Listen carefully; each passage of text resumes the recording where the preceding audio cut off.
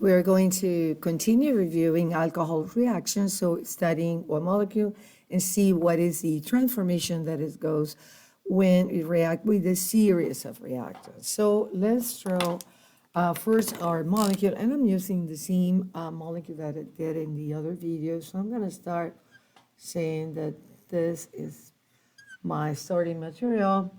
So and I have here OH, and on dash I had an ethyl group.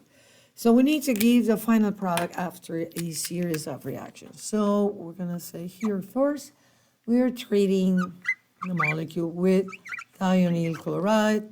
Second condition that we have here is ethoxide.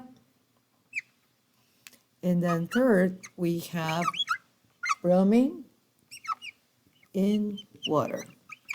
So let's see, this is we're going to go step by step, analyzing what is the product after each of these reactions. Notice that here the molecule has two chiral centers, and we need to be careful with the stereochemistry when we do these reactions.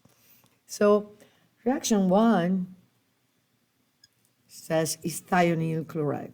This reagent is used to make alkyl chlorides. So what it's doing is replacing the OH by a chlorine, but also after a series, I'm not drawing the mechanism here, that's in another video, but what happens is the replacement of the OH happens after transforming the OH in a beta-leaving group and then an SN2 attack.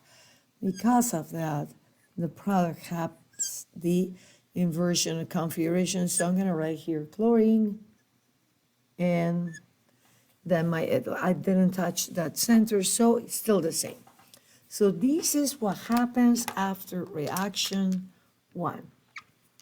Reaction two, we're treating this molecule with ethoxide. This is strong base and strong nucleophile. This condition in this molecule, which is a secondary alkyl halide, this, your main product is going to be the E2 product. So in the elimination, by having this small base, we will have likely the Sisep products over in preference to the Hoffman product, meaning the more substituted alkene. Now I have here a hydrogen. Remember, the ethyl is in dash, then the hydrogen needs to be in a wedge. It is quite at the right position to have the E2 because, remember, the ether reaction, I'm going to write it here, so this will happen through an E2 mechanism, and it happens so that the leaving group in the beta hydrogen are anti. So the reaction, the mechanism goes through anti-periplanar conformation. So this is the right way, how we want it. And now the second reaction, so this condition, what is that doing? We have ethoxide. You're going to get this product and make a double bond, and then this will depart. Final product of that reaction is then an alkene.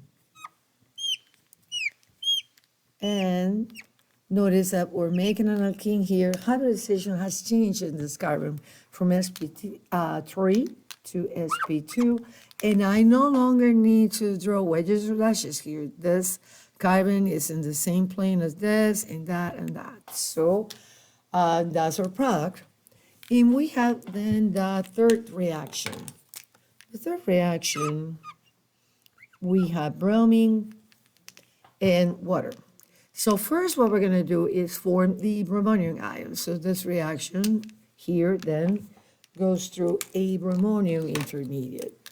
This time I'm going to want to draw this so that we remember where is the attack. So if we have that, we're going to remove that and make a bromonium.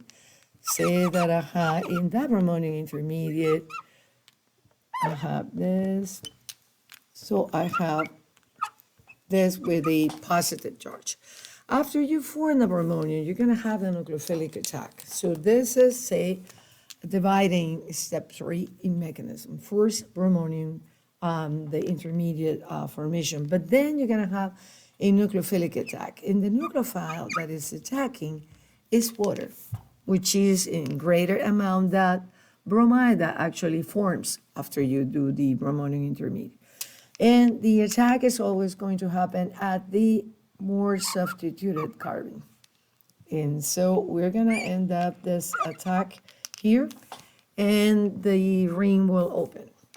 And now what you have, every time that we have an attack on one of these species that, for example, when you do oxymercuration, demercuration, you form an intermediate with this shape with mercuric acetate, or you have the bromonium or chloronium, or even epoxide, always the attack on most likely on the more substituted carbon, which has more cation character, and then we will open the opposite side. So let's draw the molecule that results after that.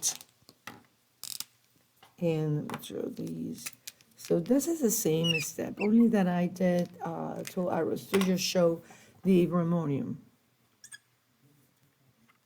If the water had attack on that side, then we will put here at the end, after a proton transfer step, we will end up with the following. So now, again, the attack had happened at the more substituted. The first product will have, I'm drawing it now, but then I'm erasing it because the attack is with water. Then you're gonna have a proton transfer step, and you will form the final product is an alcohol in this position. But what we want to see is that first you form the bromonium, second the nucleophilic attack was with water and not with bromide, because water is a solvent and is in greater quantity. Also, the bromine here and the OH end up in opposite side because the attack is, say, opposite to where the ring is, and you get this plus the enantiomer. So you could have formed the bromonium, say the 2 in dashes, and then you will have the attack still on the same carbon, but these 2 chiral centers will be inverted. So this is the final product of these reaction.